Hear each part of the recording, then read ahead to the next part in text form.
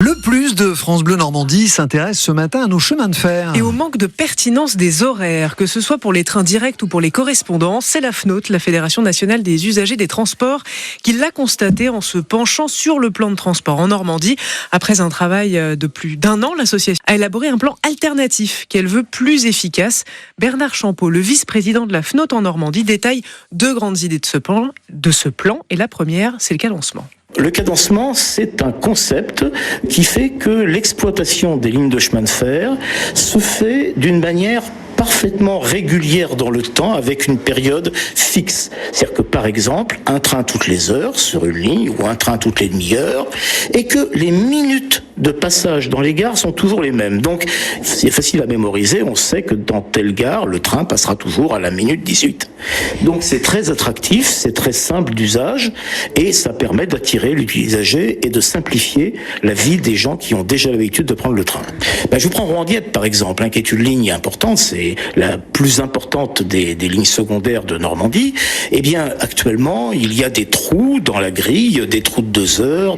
Eh bien, on propose que toutes les heures de la journée, à la minute 10, il y a un train qui part de Rouen pour aller à Dieppe et que ce train circule toujours à la même heure, c'est-à-dire que, par exemple, il passe à Clair à la demi. Et les gens, donc, s'habitueraient à cette idée qui permettrait de simplifier l'usage du train. Et d'augmenter la fréquentation. Bien évidemment, c'est le but.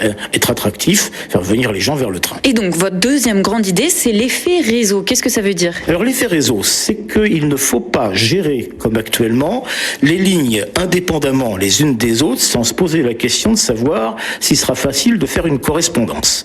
Actuellement, il est très difficile de se déplacer d'un bout de la région à l'autre. Par exemple, pour aller de Dieppe à Caen, sur 15 trains qui partent de Dieppe chaque jour en direction de Rouen, il n'y en a que 2 qui assure une correspondance avec un train de Caen. C'est quand même très très peu. Eh bien, dans la proposition que nous faisons, les horaires sont établis de telle manière que sur les grands nœuds de correspondance, tous les trains arrivent un peu avant l'heure fixe et repartent juste après. Donc, il est possible de venir de n'importe où. Je prends l'exemple de la gare de Rouen, de venir d'Amiens, de venir de Dieppe, de venir du Havre, de Vernon, de Caen, et de repartir vers l'une de ces destinations, puisqu'on sait très bien que dans le quart d'heure qui va suivre l'arrivée de notre train, il y aura la correspondance vers l'autre ligne. Ça s'appelle l'effet réseau et ça permet d'aller de n'importe quel point de la région à une autre. Donc si on ajoute le cadencement, l'effet réseau et l'interconnexion des lignes, par exemple, on aurait des trains directs de Rouen à Caen, Mont-Saint-Michel, Granville, Rennes, sans changement de train. Et si on veut aller d'Amiens, par exemple, au Mont-Saint-Michel, une seule correspondance à Rouen suffirait et elle serait immédiate, puisque le train qui vient d'Amiens arriverait quelques minutes avant le départ du train qui irait vers Rennes, et ainsi de suite. Bernard Champeau, le vice-président de la FNOT en Normandie, répondait à Adèle Marchais. Ce plan de transport alternatif a été envoyé à la SNCF et à la région Normandie qui assurent en avoir pris connaissance.